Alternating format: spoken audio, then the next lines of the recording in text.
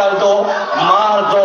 اور سب سے پہلے علی نے توہین رسالت کرنے والوں کو مارا.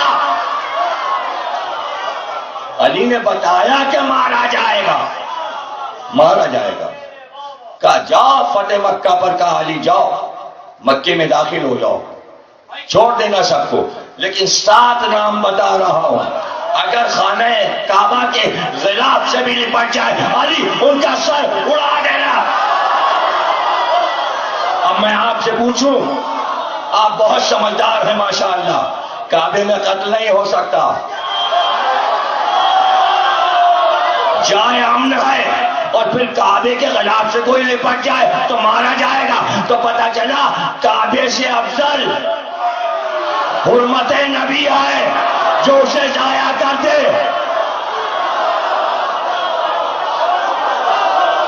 نبی کی عزت افضل ہے کعبے کے احترام سے.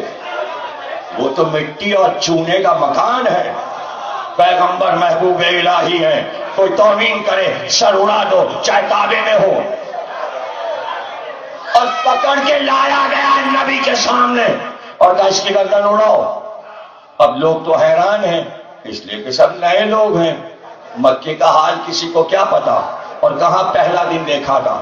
جب وہ آ گیا تو رسول اللہ نے کہا تم سب کو معلوم ہے جب پہلے دن میں نے کعبے میں جا کر لا الہ کہا کہ کہو اللہ ایک ہے، قولوا لا الہ، آواز بلند ہوئی، یہ پہلا شخص تھا جس نے بڑھ کر میرے منہ پر تھوکا تھا علی اس کی گردن اڑا دو. یہ ہے فتح مکہ، یہ ہے فتح مکہ. آپ توہین رسالت کی بات کر رہے ہیں، چھوٹے موٹے عیسائیوں کو پکڑ پکڑ کے ان کو مار دو ان کو مار دو. اور صحیح بخاری میں کیا ہے، صحیح مسلم میں کیا ہے، پھر سے زندہ کرو ان کو تاکہ ان کا سر اڑایا جائے.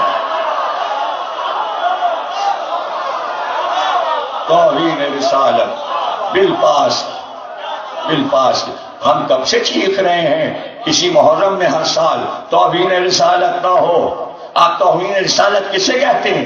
ڈائریکٹ رسول اللہ کو کچھ کہا جائے نہیں. جس نے فاطمہ کو اذیت پہنچائی اس نے مجھے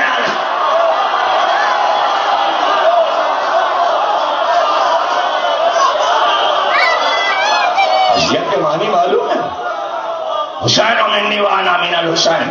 ایک لفظ کسی نے حسین کی شان میں کہا، اذیت نبی کو پہنچی. علی مجھ سے ہے، میں علی سے ہوں.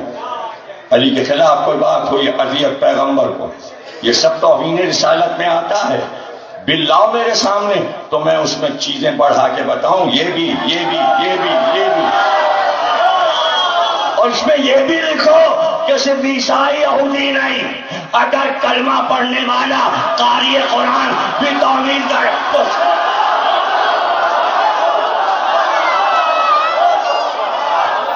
جن لوگوں کے قتل کو رسول کریم صلی اللہ علیہ وآلہ وسلم نے مباح قرار دیا، خواہ وہ کعبے کے پردے سے لٹکے ہوئے ہوں. جب رسول کریم صلی اللہ علیہ وآلہ وسلم نے مکے میں اپنی فوج پر جنگ کرنا حرام قرار دیا تو 10 آدمیوں کی ایک پارٹی کو اس سے مستثنیٰ قرار دیا اور ان 10 آدمیوں کے قتل کا حکم دیا، خواہ وہ کعبے کے پردوں سے لٹکے ہوئے ہوں، کیونکہ یہ اپنے جرائم کی وجہ سے قتل کے مستحق ہو چکے تھے، جن کے نام ہیں اکرمہ بن ابو جہل، عبداللہ بن قتل، مقیس بن سبابہ، عبداللہ بن سعد بن ابی سرح، حباد بن الاسود، الحویرث بن نقیس، ہند بنت عتبہ بن ربیعہ، بنی ہاشم کی لونڈی سارہ، قرشہ عبداللہ ابن قتل کی مغنیہ، ارقطہ عبداللہ بن قتل کی مغنیہ. ان لوگوں میں سے بھی اکثر کو رسول کریم صلی اللہ علیہ وآلہ وسلم نے معاف فرما دیا تھا. چند ہی لوگ ان میں سے قتل ہوئے، اور وہ لوگ وہ تھے جنہیں فوج نے مکے میں داخل ہونے کے بعد قتل کیا. پہلے عبداللہ بن قتل، یہ بنی تمیم بن غالب سے تھا. اس کے خون کو مباح قرار دینے اور قتل کرنے کا سبب یہ ہے کہ اس نے اسلام قبول کرنے کے بعد ایک مسلمان کو قتل کر دیا تھا اور پھر اسلام سے مرتد ہو گیا تھا. ابن اسحاق نے بیان کیا ہے کہ عبداللہ بن قتل کے اسلام قبول کرنے کے بعد رسول کریم صلی اللہ علیہ وآلہ وسلم نے اسے زکوٰۃ جمع کرنے کے لیے بھیجا اور اس کے ساتھ ایک انصاری کو بھی بھیجا جس کے ساتھ اس کا ایک خادم یعنی غلام بھی تھا جو مسلمان تھا۔ وہ ایک مقام پر اترا اور اس نے اپنے خادم کو حکم دیا کہ اس کے لیے ایک بکرا ذبح کر کے کھانا تیار کرے۔ اس نے بیدار ہو کر دیکھا کہ کھانا تیار نہیں تھا تو اس نے اس پر حملہ کر کے اسے قتل کر دیا اور پھر مرتد ہو کر مشرک ہو گیا۔ اس طرح عبداللہ بن قتل کو قصاص میں قتل کیا گیا۔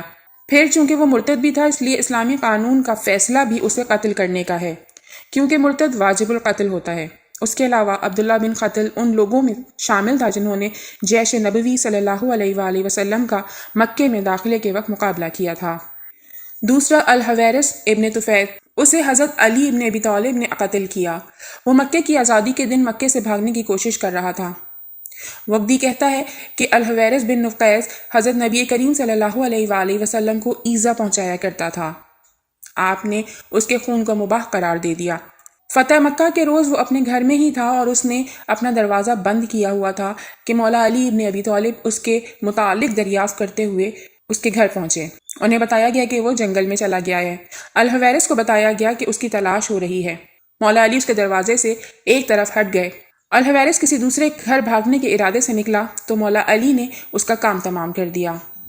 ہمارے سامنے جو ماخذ موجود ہیں ان میں الحویرث کے قتل کو مباح قرار دینے کی یہی وضاحت پائی جاتی ہے کہ وہ ان لوگوں میں شامل تھا جو رسول کریم صلی اللہ علیہ وآلہ وسلم کو ایذا پہنچایا کرتے تھے، اور اس نے اس اونٹ کو جس پر رسول کریم صلی اللہ علیہ وآلہ وسلم کی بیٹی حضرت فاطمہ الزہرا سوار تھیں ایک نوکدار پھل چبویا تھا جبکہ یہ مدینے کی طرف ہجرت کر کے جا رہی تھیں۔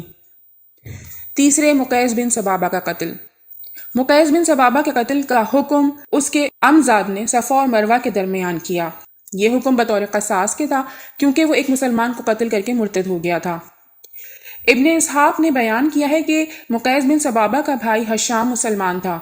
اسے غلطی سے ایک انصاری نے غزوہ بنی مستقلق میں مشرکین میں سے سمجھ کر قتل کر دیا تھا تو رسول کریم صلی اللہ علیہ وآلہ وسلم نے حکم دیا کہ مقیس کی دیت اس کے بھائی حشام کو دی جائے۔ مقیس مدینے میں آیا ہوا تھا۔ جب حشام نے دیت لے لی تو انصاری پر حملہ کر کے اسے قتل کر دیا اور پھر مرتد ہو کر مکہ بھاگ گیا۔ جن بقیہ لوگوں کا خون مباح قرار دیا گیا تھا انہیں معاف کر دیا گیا۔ بعض نے بیان کیا ہے کہ مغنی قرنطی